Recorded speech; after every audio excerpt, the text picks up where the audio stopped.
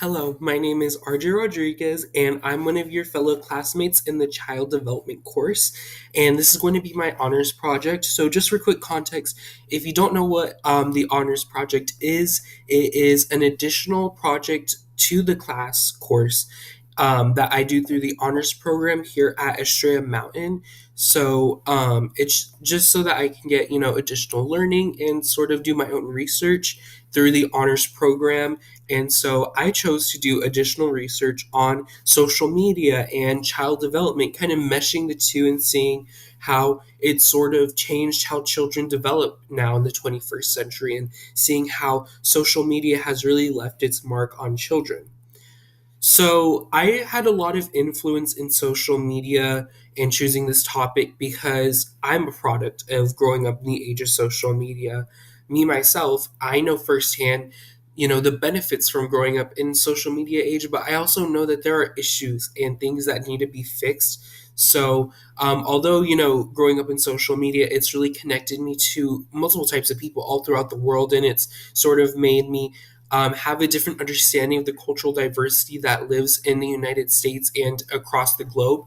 But it's also hurt me because I also understand the pressure that they talk about of growing up in social media and everything is a digital footprint, and knowing that what you post is permanent, but also being an immature child and knowing that you make mistakes, but unfortunately, growing up in this day of age, your mistakes kind of stick with you forever through social media. So I understand that as a child, there's a lot of pressure on these platforms.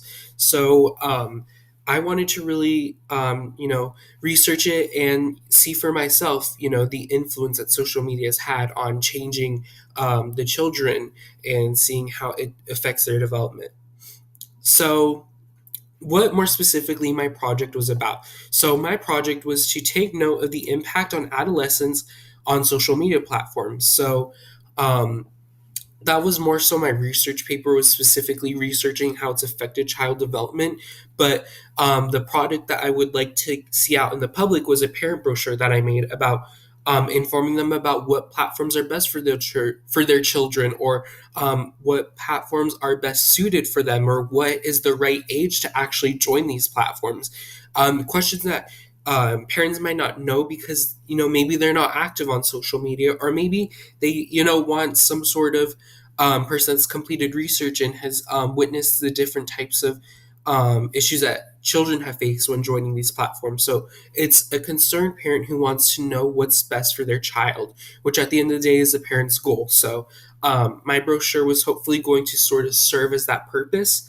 And I also wrote a research paper more specifically so that everything that I wrote, both in this presentation and in the brochure, is backed up and has proven research. So if you would like to read the research paper, that will also be available, as well as the parent brochure, which will also be included in this presentation. So as a whole, my project was to really, notice those impacts. So this specifically is the parent brochure. So it's all about children on social media. So the first like content slide is what parents should know about their child joining social media, and how everything stays forever, and how the digital footprint that we say is a real concept, because what you post now can stick with you for 20 years, for 100 years, and past whatever the lifespan of your life is. It will stay on social media forever because there is a form of documentation. So it's super important that parents understand that what their child says and does on social media is going to live with them forever, and it will show their true colors of them and their personality, and may reflect in future schooling, employment, and both the parent and the child's overall reputation. So I also included like a tip that making a child's account private is one of the best ways to limit the amount of followers, and to make sure that their content is staying within them and their circle, and not within the entire world, because putting children on to the entire world and them becoming the advocates of the world, maybe not the best idea. They still have some development going. So um, what age is the best age to join social media? So I mentioned that many social platforms, and this depends on the social platform, so it's not always going to be the same for Snapchat, Instagram, TikTok, YouTube, and everything, but many of them expect their users to be about 13 plus. So it's best to go and complete that research or just a simple Google search to find out how accurate that is for each platform before having the children join it. And it's also best to communicate with your child. Know exactly what is best. Is it really that good to join TikTok at this time? Are you really matured? And can you really time manage yourself to be able to do your schooling, your after school sports or activities and stuff? Is it really the best time to join those platforms? Safest and non-safest social media platforms were ranked by me, and although this is a little bit of personal opinion, both as someone that's been through all of these platforms, but also from a research side, most of the rankings that parents will find are also the same equivalent of research and also personal knowledge. So to me, this is both as a youth and as a researcher, my ranking, but I put number one as Instagram because it has a lot of features as being the safest because of the private accounts and both also the parent features for children under the age of 13, but also how easy it is to be able to monitor your children's stuff on there. Snapchat is also one of the safer ones just because it's a little bit harder to find random accounts. However, the feature of disappearing photos is a little bit scary for some parents because no matter what happens, like a Snapchat will disappear. It won't exist anymore. So that can be a little bit scary for parents. However, overall, it is a bit more of the safer option just because you're not necessarily out there in the world. And TikTok is only unsafe due to the fact that there are groups that form on TikTok. So if you are a TikTok user, you might have heard the reference, oh, I'm on this side of TikTok. I'm on dog sided TikTok. I'm on maybe Taylor Swift sided TikTok. There's so many different sides of TikTok, so you can be on that. Although it is a little bit safe, it's also unsafe because children um, can see like stuff that you might not want them to see, and they might join a group of that on TikTok. And so it's a little bit of a hit or miss. It just depends on how mature the child is. You don't want them necessarily to join, a hate group or something, which is very well possible through this feature. So you want to make sure that it's having a little bit of good on that side. And then Twitter is probably the most non-safe because the whole idea of the app is to tweet and to um, send out different types of texts, which can be very harmful for children because well, they're going to be more than likely released to what type of content, which might contradict with the parents' beliefs or what they might see as what they want their children to view. So, Twitter is a little bit more unsafe just because a lot of it is a lot of communication, and that's not very good for the adolescent. But the best measure I included for knowing if your child is ready for social media is to just find out their maturity.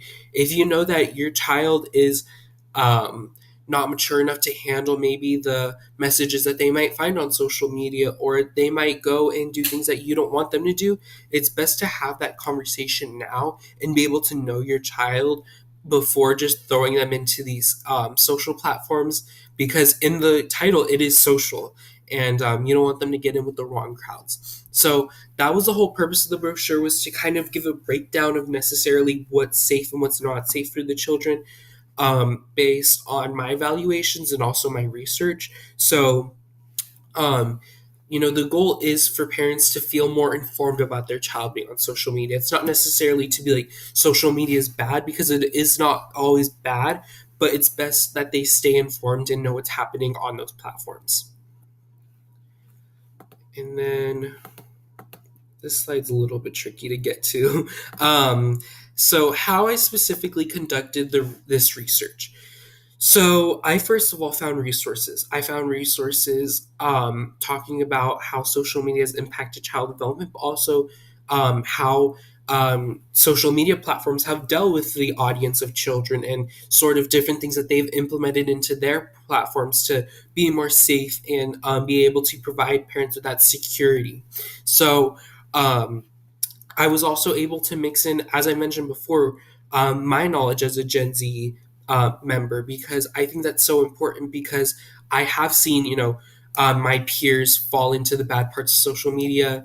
And I personally am able to sort of relay messages that, adults might not know about children on social media because they were never a child on social media.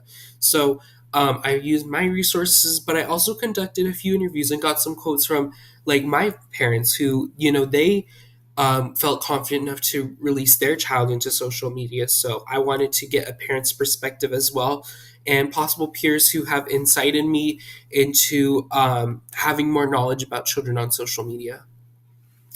So, how this can relate to the classroom and how my research can benefit you as you go on to become a teacher. So the biggest one is that the age groups are a big part of this. Most children join social media around that middle school age, maybe a little bit before, or maybe into high school. So depending on the age group that you necessarily want to teach, some of this information might be insightful if a parent ever asks you, or just knowing the child's perspective on social media and all the trends that may rise. There's a lot of bad trends out there, but there's also some good trends. But it's, as a teacher, it's good to not necessarily keep up with the trends, because that's not your job to be a social influencer, but to sort of know that those trends exist will benefit you as a teacher, because you will be able to know that, okay, children are doing this. How can I deal with that? Maybe they are doing something like the devious lick challenge that was going around, where they would steal stuff from classrooms. So you can kind of brainstorm from there how I can deal with this as an educator. And so you'll know that some behaviors are a trend, and you need to find a way to put a stop to those behaviors if it is becoming a disruption in the classroom. So it's sort of able to give you that helpful insight as to what it is really to be surrounded by these adolescents, especially as they are being heavily influenced through these social media platforms. So, my goal in this research was to really be able to provide insight to me, but also to my peers, you all in child development, because social media is a changing time, and it has changed the culture and the influence of where we live. And so, I think it's super important to not necessarily be spearheading that change, but to be informed about it and be able to know that it does exist, and how to either help parents or help yourself in the classroom. So I hope you all found this research helpful, and I hope that you guys have a great rest of the end of this course. Thank you so much for listening.